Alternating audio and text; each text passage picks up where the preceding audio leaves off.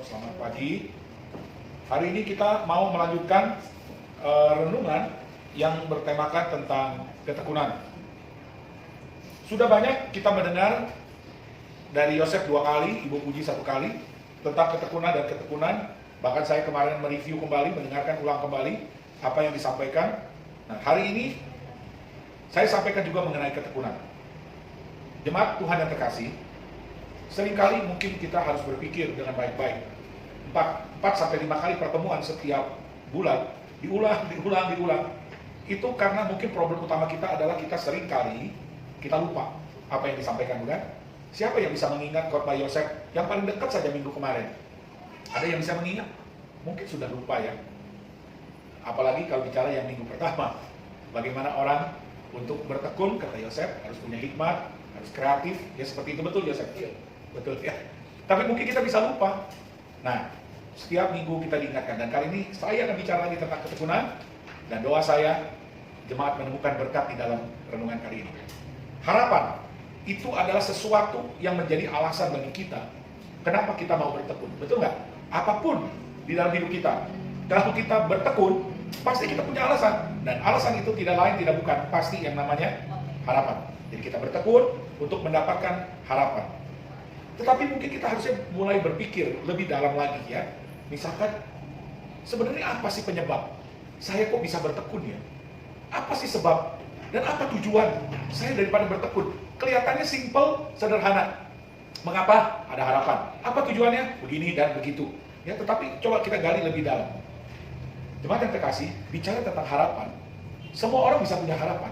Betul kan?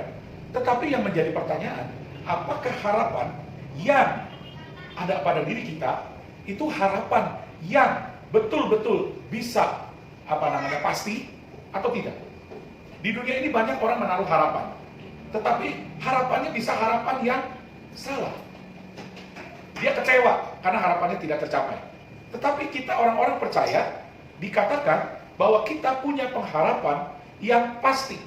Jadi pasti itu ya pasti terjadi, nggak mungkin, nggak meleset, nggak salah. Jadi sekali lagi, untuk ketekunan itu kita harus punya yang namanya harapan yang pasti. Apa sih sebenarnya ketekunan? Kebanyakan kita berpikir bahwa ketekunan itu adalah karya kita sendiri, betul nggak? Ketekunan itu seringkali kita berpikir bahwa usaha kita sendiri yang tidak pernah kenal putus asa dan terus berusaha mengabaikan kesusahan guna meraih harapannya. Tetapi pertanyaannya, apakah itu benar? Hanya karena usahamu sendiri? Nah, nanti kita akan lihat lebih lanjut ke dalamnya ya. Tetapi sadarilah, ketekunan itu selalu berhubungan dengan yang namanya kesusahan atau kesengsaraan. Kebiasaan dan seringnya kita menghadapi kesulitan itu akan membuat orang menjadi lebih tegar, lebih berani di dalam menghadapi kesusahan-kesusahan itu.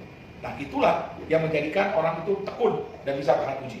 Nah, baik jemaat Tuhan, kita kembali kepada perikop yang menyebabkan ditetapkannya tema ketekunan. Kita lihat saja di itu yang tadi yang saya sudah kirimkan. 2 Petrus, kita akan baca hanya 2 Petrus 5 ayat 3, ayat 5 sampai 8. Ya. Jadi bunyinya demikian.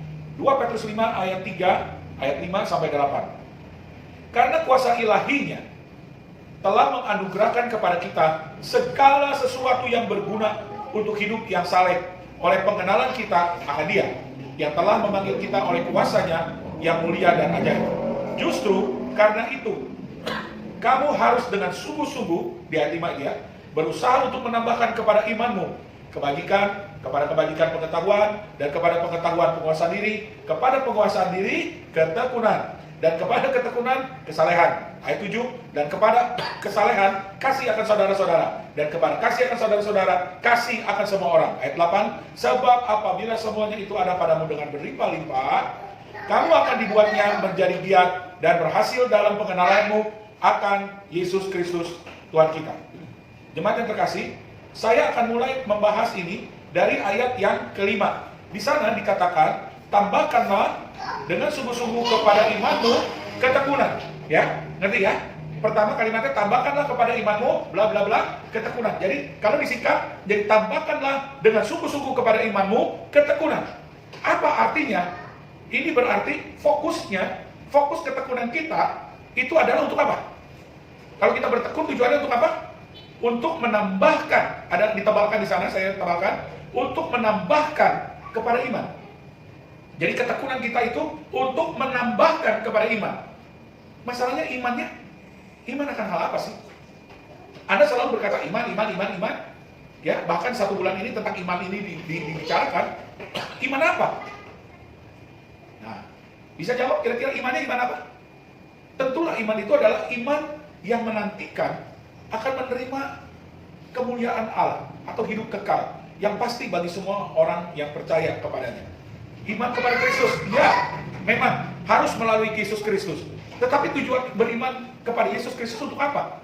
Karena kita berharap suatu hari kelak kita akan menerima janji daripada Tuhan yang merupakan pengharapan kita bahwa kita kelak akan menerima hidup kekal. Barang siapa percaya kepadaku, dia tidak akan binasa, melainkan akan beroleh hidup kekal. Jadi tujuan akhir daripada iman itu adalah bagaimana kita kelak dalam pengharapan akan menerima sebuah janji daripada Tuhan untuk hidup kekal. Dan janji yang Tuhan berikan ini, itu adalah janji yang pasti. Banyak orang mengharapkan janji yang sama, atau janji daripada pemimpin-pemimpinnya bagaimana mereka bisa masuk surga. Tetapi perlu kita ketahui, menurut iman kita, apapun pengharapan di luar Yesus Kristus, pengharapan mereka adalah sia-sia. Betapa anugerah itu limpah diberikan kepada engkau dan saya. Kalau engkau hari ini bisa percaya, itu bukan karena kehebatanmu dan kebaikanmu.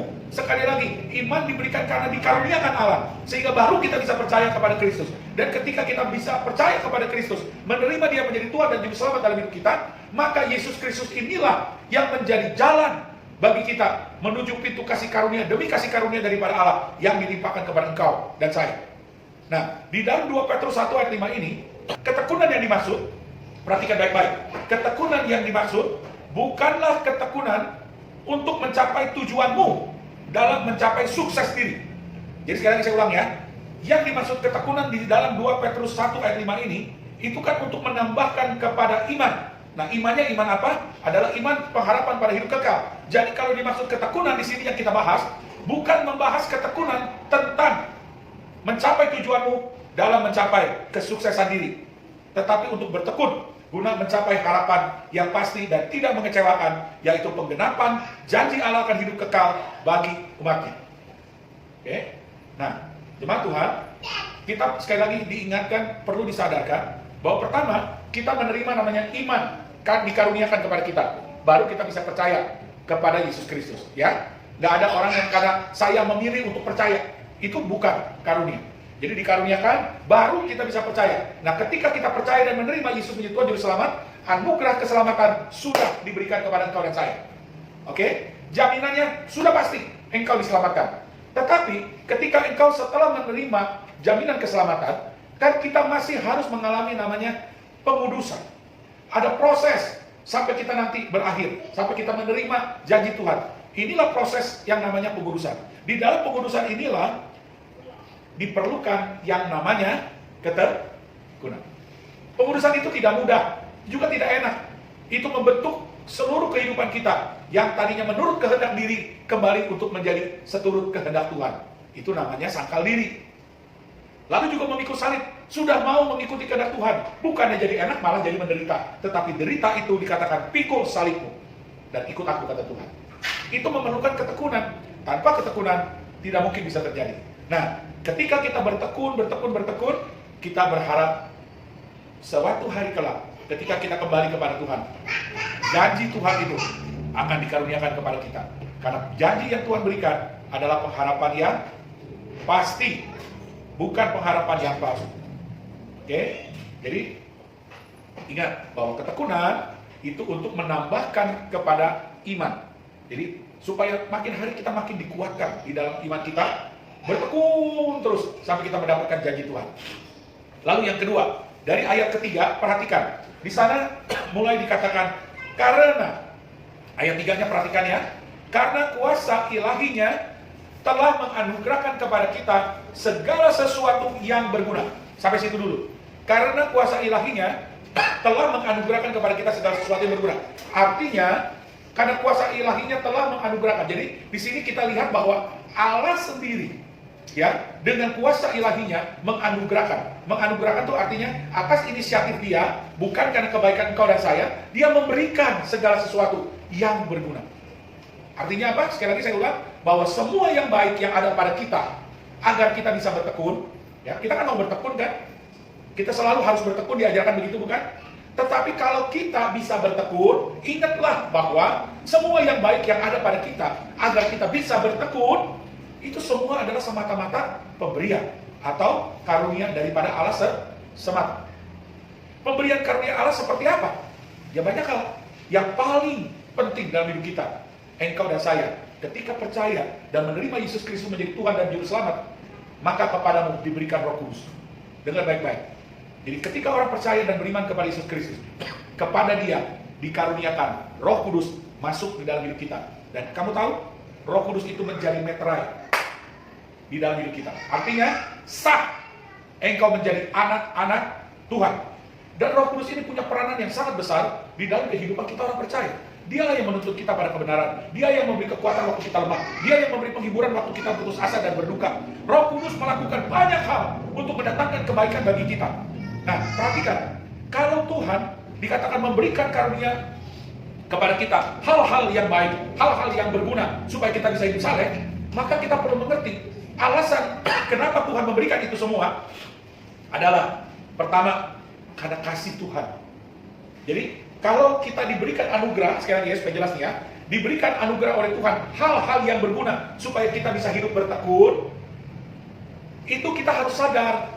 Sesungguhnya hal-hal berguna itu diberikan kepada kita itu karena pertama kasih Allah dan di dalamnya ada ketekunan Allah. Jadi kalau Anda dan saya bisa bertekun, jangan kau pikir itu karena kehebatanmu bisa bertekun. Kamu nggak boleh lupa, kita nggak boleh lupa. Kalau kita bisa bertekun, itu hanya dimungkinkan pertama karena kasih Allah. Dia mengkaruniakan segala sesuatu kepada kita supaya kita bisa bertekun. Amin. Dan selanjutnya, Tuhan tidak hanya memberikan fasilitas kepada engkau dan saya, tetapi dia sendiri pun bertekun untuk menolong engkau dan saya bisa bertekun. Ngerti nggak maksudnya? Allah mengkaruniakan, menganugerahkan kepada kita segala sesuatu yang berguna. Dia berikan kepada engkau dan saya. Tetapi tidak hanya dianugerahkan seperti itu saja fasilitasnya, tetapi Allah sendiri bertekun supaya kita bisa bertekun. Maka di dalam Roma 8 ayat 28 dikatakan Allah turut bekerja untuk mendatangkan kebaikan. Bagi siapa? Orang-orang yang dipanggil sesuai dengan kehendaknya. Jadi Allah turut bekerja.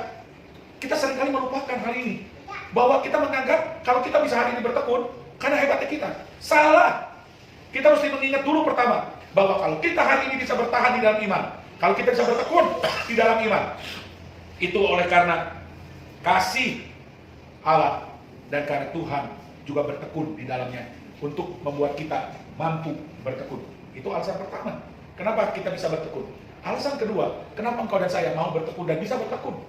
Selain karena kasih Allah dan dia turut bekerja, bertekun untuk menolong kita bisa bertekun, adalah karena dia memberikan jaminan yang pasti. Adanya jaminan yang pasti bagi engkau dan saya. Itulah yang membuat kita punya alasan. Kenapa kita harus bertekun? Kepercayaan lain, mereka meyakini bahwa kalau mereka menjalankan ibadahnya, mereka akan menerima pahalanya, masuk ke dalam surga. Apa jaminan mereka? Katanya mereka percaya dari kitab sucinya. Kalau dilakukan akan terjadi. Tetapi beda dengan kita, orang Kristen. Dikatakan tidak ada jaminan yang pasti. Tidak mungkin ada perdamaian dengan Allah. Tidak mungkin seseorang sampai kepada Bapa kalau tidak melalui aku, kata Tuhan Yesus. Dengan kata lain, hanya di dalam Yesus baru ada satu jaminan yang pasti. Bahwa siapa percaya kepada Yesus akan menerima hidup kekal. Kita sekarang masih berharap hidup kekal itu akan diterima. Tetapi percayalah, orang yang beriman di dalam Kristus Yesus sebagai Tuhan dan Juru Selamat, janji ini adalah janji yang tidak mungkin mengecewakan kau dan saya. Pasti hidup kekal akan diberikan kepada kau dan saya. Tetapi orang lain, mereka bisa punya pengharapan, mereka bisa bertekun, tetapi ketekunan mereka akan diakhiri dengan kehancuran, dengan kesia-siaan. Karena di luar Kristus semua tidak ada arti. Kenapa kita juga bisa punya jaminan pasti? Karena Allah yang memberi janji itu adalah Allah yang tidak pernah berdusta. Dan dia Allah yang tidak pernah berubah. Dan dia adalah Allah yang kekal. Ini penjelasan dari pendeta Stephen Tong. Sebab kalau Allah bisa berbohong, janji nggak ada gunanya. Tapi bisa pegang janji, tetapi besok bisa berubah. Karena besok kita menjadi tua, sakit. Kita janji 20 tahun lagi akan menghadiahkan rumah. Tetapi baru 10 tahun sudah mati. Janji itu bisa hilang. Karena bisa berubah. Tetapi Tuhan tidak mungkin berubah. Akibatnya janjinya bisa dipegang. Dan yang ketiga, karena Allah itu kekal. Karena dia kekal, dia tidak mungkin berubah. Dan dia akan terus ada selamanya. Tetapi manusia ketika berjanji, ada batasan tertentu. Dan dia bisa berubah, dan dia tidak kekal. Betapa yang memberi janji itu adalah yang tidak pernah berdusta, tidak pernah berubah, dan dia kekal. Karena itu janji yang dia berikan untuk hidup kekal. Barang siapa percaya kepada Kristus, dia akan memperolehnya. Dan jaminan itu pasti. Karena kepastian inilah, maka engkau dan saya tentu layak untuk bertekun. Dan harus bertekun.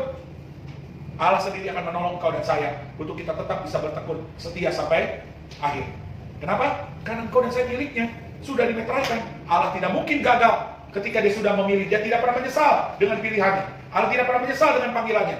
Kalau dia sudah memanggil engkau dan saya, dia memulainya, dia akan terus mengerjakannya sampai selesai. Lihat ayat-ayat yang penting ini ya. Nah itu yang saya lihat, kenapa saya harus tuliskan ayat-ayat itu. Pertama, karena kasih Allah dan ketekunannya. Lihat Roma 5 ayat 1-2. Perhatikan yang warna dan yang ditebalkan. Pertama, Roma 5 ayat 1-2. Sebab itu, kita yang dibenarkan karena iman. Dibenarkan karena iman. Kita hidup dalam damai sejahtera dengan Allah oleh karena Tuhan kita Yesus Kristus. Nah, di Standar Kurung itu dikatakan bahwa ini karena kasih Allah semata. Oleh karena Tuhan kita Yesus Kristus, bukan jasamu. Ya, oleh Dia kita juga beroleh jalan masuk oleh iman kepada kasih karunia ini. Di dalam kasih karunia ini kita berdiri dan kita bermegah dalam pengharapan akan menerima kemuliaan Allah. Roma 8 ayat 29-30. Lihat ya di sana. Itu ayat yang biru yang ditebalkan, perhatikan baik-baik. Sebab semua orang yang dipilihnya dari semula. Kapan dipilihnya? Semula. Semulanya kapan? Sebelum dunia dijadikan. Engkau dan saya mungkin adalah orang-orang yang sudah dipilihnya sebelum dunia dijadikan. Sebab semua orang yang dipilihnya dari semula, mereka juga ditentukannya dari semula untuk menjadi serupa dengan gambaran anaknya, supaya dia, anaknya itu, menjadi yang sulung di antara banyak saudara. Dan mereka yang ditentukannya dari semula, mereka itu juga dipanggilnya. Dan mereka yang dipanggilnya, mereka juga itu dibenarkannya. Dan mereka yang dibenarkannya, mereka itu juga dimuliakannya. Lihat, semua kata yang ada 5 hal itu, nya, itu menunjukkan apa? Itu semua adalah karena ketekunan Allah untuk menolong kita bisa bertekun. Lalu di bagian kedua tadi ada jaminan yang pasti. Lihat ya, di Roma 5 ayat 4-5. Dan ketekunan menimbulkan tahan uji, dan tahan uji menimbulkan pengharapan. Dan pengharapan tidak mengecewakan. Ya, itu karena kita di dalam Kristus. Karena kasih Allah telah dicurahkan dalam hati kita oleh apa? Roh Kudus yang telah dikaruniakan kepada kita. Dalam kurung, meterai kita dan penuntun serta penolong setia kita. Itu Roh Kudus yang ada dalam diri kita, itu satu jaminan loh. Kalau surat sudah dimeterai, surat itu resmi. Kalau engkau resmi di hadapan Allah, itu meterainya Roh Kudus. Betapa bersyukur kita bukan atas anugerah ini. 2 Korintus 5 ayat 5. Tetapi Allah lah yang justru mempersiapkan kita untuk hal itu. Dan yang mengaruniakan roh kepada kita sebagai jaminan segala sesuatu yang telah disediakan bagi kita. Jadi, dia mengkaruniakan segala sesuatu yang berguna. Ya. Untuk apa tujuannya semua itu? Untuk bisa hidup saleh. Maka di bagian kedua, untuk hidup saleh. Apa maksud daripada hidup saleh? Supaya kita hidup benar, begitu kan? Nah, bagaimana kita bisa hidup benar? Nah, itulah perlu namanya ketekunan di dalam pengudusan. Jadi, inilah kita setelah diberi anugerah keselamatan, kita harus mengalami proses namanya pengudusan. Nah, di dalam pengudusan ini perlu yang namanya ketekunan. Berarti di sini Allah ingin ya supaya hidup saleh, kita memiliki tanggung jawab dan hidup bertekun di dalam kasih karunia-Nya, di dalam pengharapan akan menerima kemuliaan Allah. Jadi, apa yang dibutuhkan untuk hidup saleh? Itu adalah ketekunan. Nah, itulah sebabnya Tuhan mengkaruniakan kepada kita anugerah-anugerah yang sangat penting ya. Nah, jemaat Tuhan, hidup saleh itu adalah sesuatu yang menjadi harapan daripada Tuhan agar kita sebagai anak-anak Tuhan betul-betul bisa mencapai kehidupan saleh ini. Nah, kita mesti mengerti kenapa Tuhan ingin kita hidup saleh dan apa maksudnya supaya kita bisa hidup saleh ya. Nah, jadi kalau kita perhatikan maksud daripada ketekunan untuk supaya kita bisa hidup saleh, itu pertama adalah untuk membuktikan ya ketekunan kita supaya kita bisa hidup saleh. Itu tujuannya adalah atau maksudnya untuk membuktikan keimanan dan tanggung jawab kita sebagai orang percaya. Jadi kalau ditanya, ngapain sih kamu bertekun di dalam iman kamu? Oh iya, karena saya beriman kepada Kristus bahwa saya kelak akan menerima janji daripada Allah itu yang pasti. Karena itu saya beriman. Saya buktikan dengan iman saya. Saya tunjukkan ketekunan saya. Kalau saya tidak punya janji yang pasti, saya nggak perlu menunjukkan keimanan saya. Karena saya nggak tahu janji itu bisa ditepati atau tidak, bisa terjadi atau tidak. Saya nggak perlu bertekun. Jadi kalau kita bertekun, maksudnya untuk menunjukkan kepada kita bukti keimanan kita dan tanggung jawab kita sebagai orang percaya. Sekali lagi, sudah terima anugerah, sekarang bagian kita menunjukkan bukti iman dan tanggung jawab kita sebagai orang percaya. Kita harus menunjukkan bukti sebagai orang percaya. Jadi iman harus ada disertai dengan perbuatan. Yang kedua, apa maksud daripada supaya kita bertekun? Itu untuk mempersiapkan diri kita untuk menjadi mempelai Kristus. Sekali lagi ya. Jadi yang pertama, bukti keimanan dan tanggung jawab. Yang kedua, untuk mempersiapkan diri kita menjadi mempelai Kristus. Nah, di sini kita dibentuk karakternya. Dan kita akan menampakkan integritas kita di dalam kehidupan sebagai orang percaya. 1 Timotius 4 ayat 10 dikatakan demikian. Itulah sebabnya kita berjeripayah dan berjuang, karena kita menaruh pengharapan kita kepada Allah yang hidup, bukan Allah yang mati. Nah, Allah yang hidup ini Allah yang tidak bohong, tidak berubah, dan kekal. Jadi pasti juru selamat semua manusia, terutama mereka yang percaya. Tetapi di dalam pengharapan itu kita berjeripayah, berjuang. Ini artinya bertekun. 2 Petrus 3 ayat 14 dikatakan, sebab itu saudara-saudaraku yang kekasih. Nah, yang biru perhatikan, sambil menantikan semuanya ini, kamu harus berusaha. Itu artinya apa? Harus bertekun. Untuk apa? Supaya kamu kedapatan tidak bercacat dan tidak bernoda di hadapannya dalam perdamaian dengan Allah, dengan Dia. Nah, jadi kita sekarang mulai makin memahami kan bahwa kalau kita disuruh bertekun, itu ada maksudnya supaya kita membuktikan keimanan dan tanggung jawab kita dan mempersiapkan diri untuk menjadi mempelai Kristus. Tetapi kita harus sadar sekali lagi ya, kalau kita bisa bertekun bukan karena kau hebat, tetapi karena Allah mengkaruniakan segala yang berguna, kasih-Nya, dan Dia sendiri turut bekerja bertekun untuk membuat engkau dan saya bisa punya kekuatan untuk bertekun. Nah, tetapi ada catatan penting ya, ingat baik-baik ini. Ketekunan orang-orang kudus bukanlah untuk memperoleh keselamatan. Sekali lagi saya ulang ya. Ketekunan orang-orang kudus bukanlah untuk memperoleh keselamatan. Mungkin kau berpikir, kalau saya bertekun, keselamatan akan saya dapat. Begitu kira-kira? Ya, saya katakan itu salah. Ketekunan orang-orang kudus bukanlah untuk memperoleh keselamatan. Kenapa? Karena keselamatan adalah sepenuhnya anugerah Allah dan tidak ada sedikit pun usaha atau jasa kita. Saya ulangi sekali lagi, ini penting sekali kita mesti mengerti. Jadi kalau orang bilang, kita harus bertekun supaya kita selamat, itu salah. Kita nggak bisa terima pengajaran ini. Ketekunan orang-orang kudus bukan untuk memperoleh keselamatan. Karena keselamatan adalah sepenuhnya anugerah Allah. Dan tidak ada sedikit pun usaha atau jasa kita. Nah, ini ayat penting. Lihat, Efesus 2 ayat 8-10. Perhatikan di sana. Saya tebalkan ayatnya. Sebab karena kasih karunia kamu diselamatkan oleh iman. Itu bukan hasil usahamu, tetapi pemberian Allah. Itu bukan hasil pekerjaanmu. Jadi semata-mata hanya kasih karunia. Jangan ada orang yang memegahkan diri. Ayat 10-nya. Karena kita ini buatan Allah, diciptakan dalam Kristus Yesus untuk melakukan pekerjaan baik yang dipersiapkan Allah sebelumnya. Dia mau supaya kita hidup di dalamnya. Jadi kalau kita berbuat baik, bukan untuk selamat. Berbuat baik karena kita dicipta untuk apa? Melakukan pekerjaan baik. Memang itu yang Tuhan maksudkan. Setelah terima keselamatan, lakukan yang benar. Hidup dalam pengurusan. Nah, ini ayat yang paling penting adalah di Roma 11 ayat 6 sampai yang ke-7. Ini saya baru menemukan ayat ini dan membuat saya juga terkejut sekali. Lihat di sana. Roma 11 ayat 6 sampai 7a dikatakan demikian. Tetapi jika hal itu terjadi karena kasih karunia, ya, perhatikan baik-baik koma-koma titiknya, maka bukan lagi karena perbuatan. Ngerti nggak sampai di sini?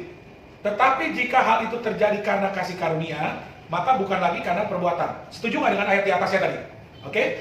Lalu dikatakan, sebab jika tidak demikian, jadi maksudnya jika tidak demikian ini apa? Jadi kalau kita diselamatkan itu kira-kira ada sedikit saja, ada satu perkara saja oleh karena perbuatan, maka lihat selanjutnya apa? Sama-sama katakan, maka Kasih karunia itu bukan lagi, ngerti nggak maksudnya? Jadi, kalau engkau dan saya selamat, bukan karena engkau tekun. Selamat karena anugerah. Ketekunanmu adalah kewajiban yang Tuhan berikan untuk kita bisa membentuk diri, merubah diri, untuk kita dipersiapkan menjadi mempelainya. Untuk bukti bahwa kita orang beriman dan punya tanggung jawab. Ketika Tuhan sudah memberikan anugerah keselamatan, saya menjalani pengudusan, seturut kehendak Tuhan, taat kepada Tuhan, setia kepada Tuhan, maka dengan demikian kita akan diberi hak sepenuhnya menerima janji yang kekal ini. Jadi kalau saya menerima janji ini sebenarnya karena apa? Karena saya tekun atau karena anugerah? Hah? Ayo, kalau saya terima janji ini, hidup kekal, karena anugerah atau karena saya bertekun? Karena anugerah. Itu yang kita mesti mengerti. Ya, bertekun wajib. Tapi bertekun bukan untuk supaya kita beroleh keselamatan. Kita selamat hanya karena anugerah. Tapi kita bertekun karena kita adalah orang-orang yang telah menerima anugerah itu. Oke? Maka di ayat tadi selanjutnya dikatakan begini. Jadi bagaimana? Katanya. Israel tidak memperoleh apa yang dikejarnya. Jadi ada orang-orang yang mengejar kan kepada harapan itu kan. Tapi tidak memperoleh katanya. Tetapi siapa yang memperoleh? Tetapi orang-orang yang terpilih telah memperolehnya. Jadi walaupun orang semua mengejar surga, mengejar janji, sia-sia. Karena surga hanya bisa diterima oleh anugerah di dalam Kristus Yesus Tuhan. Apakah engkau menerima dan sudah percaya bahwa Yesus Kristus adalah Tuhan dan Juru Selamat hidupmu? Kalau engkau percaya sepenuhnya di dalam hatimu, engkau takkan pernah murtad dan engkau sudah dimeteraikan. Itu janji yang pasti buat kita dan itu penghiburan. Ya. Lalu selanjutnya dari 2 Petrus 1 ayat yang ketiga tadi, ada selanjutnya dikatakan begini. Untuk kita juga bisa bertekun, ya. Tadi kita bertekun untuk Yerusalem. Nah sekarang untuk kita juga bisa bertekun itu oleh pengenalan akan Allah. Apa artinya? Artinya di sini Allah menyediakan sarana. Tuhan menyediakan sarana. Tuhan mengkaruniakan fasilitas kepada kita untuk supaya kau dan saya dapat mengenal Dia. Ya dikatakan supaya hidup saleh oleh pengenalan akan Allah. Bagaimana kita bisa mengenal Allah? Kalau Allah tidak menyatakan kasih dan tanggung jawabnya atau ketekunannya dengan memberikan sarana. Nggak mungkin kita kenal Dia. Nggak kenal Dia, nggak mungkin kita bisa bertekun. Kenal Dia, kita kenal janjinya. Kenal Tuhan, kita tahu apa yang menjadi kekuatan buat kita melalui janji-janjinya. Melalui apa yang diajarkan, melalui apa yang Dia perintahkan. Tuhan kasih fasilitas untuk supaya kita bisa mengenal. Nah, kalau Tuhan sudah mengaruniakan fasilitas itu, maka adalah kewajiban engkau dan saya untuk memanfaatkannya, mengerjakannya, dan juga mentaatinya. Hanya orang yang mengenal Allah dengan baik baru bisa bertekun.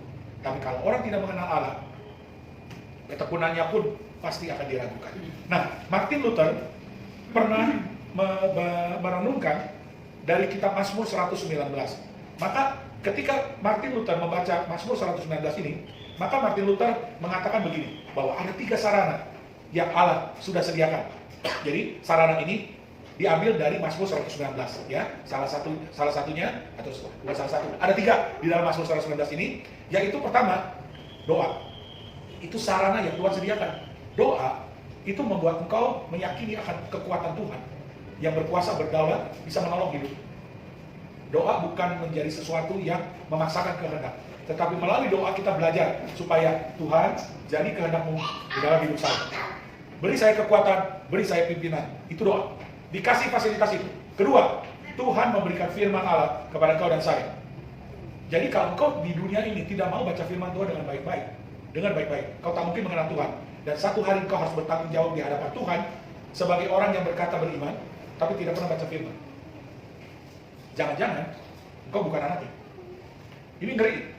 Saya kemarin dengar satu khotbah, juga saya baru terbuka mata saya. Ya, Tuhan pernah berkata begini, pada akhir zaman nanti banyak orang berkata, Tuhan, bukankah aku bernubuat, menyembuhkan, mengusir setan demi nama-Mu? Apa yang Tuhan katakan? Nyahlah kamu, hai kamu yang melakukan kejahatan. Oke? Tapi kata selanjutnya apa dikatakan? Aku tidak pernah mengenal kamu. Cilaka. Ngerti nggak maksudnya? Anda nggak tahu nggak bedanya? Tuhan tidak mengatakan begini, karena dulu engkau pernah ikut saya, lalu engkau murtad kepada saya, maka saya tidak mau kenal kamu. Begitu? Oh, karena dulu kamu setia-setia, tiba-tiba kamu meninggalkan dan tidak percaya lagi kepadaku. Makanya sekarang aku tidak mau kenal kamu. Begitu? Enggak. Tuhan katakan, aku tidak mengenal kamu. Engkau boleh datang ke gereja, Engkau boleh rajin, engkau boleh disebut Kristen. Tapi buah-buah kekristenanmu ada nggak? Kalau tidak ada, hati-hati. Mungkin kau bukan anak-anak. Engkau bilang percaya? Bilang percaya? Kalau percaya, kata 1 Yohanes katakan, engkau akan melakukan apa yang Tuhan perintahkan. Engkau akan melakukan apa yang Tuhan ajarkan. Tetapi dengar baik-baik. Jangan menjadi kecil hati. Kalau kau betul-betul beriman kepada Tuhan, itu Roh Kudus pasti menolong engkau, memampukan engkau. Untuk satu ya, aduh kenapa ya saya nih kok nggak mau baca Alkitab? Itu sudah datang dari Roh Kudus. Jangan keraskan hati ketika Roh Kudus berbicara kepadamu. Jangan mendukakan Roh Kudus yang sudah memeteraikan kamu menjelang hari akhir. Ketika Roh Kudus tunduk. Kalau engkau gagal, kalau engkau jatuh, itu hal biasa. Tapi kejatuhanmu tidak akan pernah membuat engkau binasa. Selama engkau ada Roh Kudus, engkau akan kembali kepada kebenaran. Ngerti? Petrus pernah menyangkal, tetapi Yesus sudah berdoa bagi dia. Akhirnya dia bisa merasakan penyesalan. Dia kembali kepada Tuhan, dan itulah karya keselamatan Tuhan. Dia tetap selamat dan menjadi berkat bagi banyak orang. Kalaupun kau jatuh bangun sekarang ini, itu bukan berarti kau mungkin dibuang Tuhan. Belum tentu. Asalkan kau beriman sungguh-sungguh bahwa Tuhan Yesus adalah Tuhan dan Juru Selamat hidupmu, percayalah kau sudah punya jaminan keselamatan itu. Ya? Kalau kau jatuh bangun itu hal biasa, bangun lagi. Karena Tuhan ada bersama kita, siapa lawan kita? Kalau Tuhan menyertai kita, kita pasti bisa melakukan perkara-perkara yang besar. Nah, itu kita harus beriman. Nah, jadi jemaat Tuhan yang terkasih, mengingat tentang oleh pengenalan akan Allah ini, maka sadarilah bahwa di dalam anugerah dan pengenalan yang benar akan Allah, barulah kita nih sebagai umatnya mampu bertekun sampai dengan akhir. Jadi, jemaat Tuhan yang terkasih, ingatlah, kalau kita diajarkan tentang ketekunan, maka ketekunan yang kita bisa lakukan, ketekunan yang kita kerjakan sekarang ini, sadarilah, ketekunan kita itu bisa terjadi. Pertama, karena ketekunan Allah bagi umatnya. Dua, karena kesadaran kita untuk bertekun dalam proses pengudusan. Sadar kita ya, melalui iman dan pengenalan akan Allah, guna mempersiapkan kita menerima pengharapan pasti yang telah dijanjikan. Jadi saya ulang kesimpulannya, ketekunan kita adalah karena ketekunan Allah bagi umatnya, dan kesadaran kita untuk bertekun dalam proses pengudusan melalui iman dan pengenalan akan Allah, guna mempersiapkan kita menerima pengharapan pasti yang telah dijanjikannya. Selamat bertekun, Tuhan memberkati. Mari kita berdoa. Dengan apa yang telah kami sampaikan dan telah diterima oleh umat-Mu, mungkin ada hal-hal yang terlalu atau nampak masih sulit untuk kami terima, atau mungkin ada yang sudah betul-betul kami mengerti dan masuk di dalam hati kami. Kiranya Tuhan menolong kami lebih lanjut untuk mendalami dan lebih mengerti dan memahami tentang arti ketekunan orang-orang kudus yang diperoleh oleh karena kasih dan ketekunan Tuhan, oleh karena jaminan yang pasti, dan sungguh karena kami bertekun untuk membuktikan keimanan dan tanggung jawab kami sebagai orang percaya, juga mempersiapkan diri menyambut atau menjelang hari pernikahan anak domba. Ya Tuhan, terima kasih untuk fasilitas yang Tuhan berikan. Terima kasih untuk meterai Roh Kudus yang diberikan kepada kami. Dan Roh Kudus tak mungkin gagal di dalam menuntun kami untuk menjadi orang-orang yang bertekun sampai dengan akhir. Terima kasih untuk firman yang sudah disampaikan. Terima kasih untuk anugerah-Mu. Di dalam berkat kami boleh mendengar dan merenungkan firman di pagi hari ini. Berkati seluruh jemaat-Mu, biar mereka bertumbuh imannya, makin hari makin mengenal dan makin mencintai Tuhan. Di dalam nama Yesus kami berdoa. Amin. Tuhan Yesus memberkati.